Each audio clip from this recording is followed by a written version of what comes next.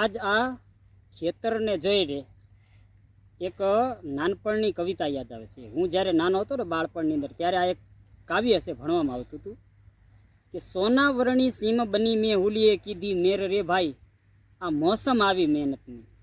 હે, સોના વરણી સીમ બની મેં હુલીએ કીધી મેર રે ભાઈ, આ મોસમ આવી મહેનતની. આજ લિયો પસેરડી દાતરડા, આ સીમ કરે છે સાદ રે ભાઈ, મોસમ આવી મહેનતની. લિયો પસેડી દાતરડા, આજ સીમ કરે છે સાદ રે ભાઈ, મોસમ આવી મહેનતની. આ લીલો કંચન બાજરો, આ લીલો કંચન બાજરો ને ઉજળો દૂધ કપાસ રે ભાઈ, મોસમ આવી મહેનતની. સોનાવરણી સીમ બની મેં હુલીએ કીધી મેર રે ભાઈ, મોસમ આવી મહેનતની. આવી સુંદર મજારી આ ફસલને જોઈને, પાકને જોઈને એમ સાતી છે ને એ ગજગજ ફૂલે છે કે કેવી સુંદર મજાની પ્રકૃતિની રચના, કે એક દાણો તમે વાવો તો આવા અનેક દાણા છે પ્રકૃતિ આપણે કરીને આપે છે.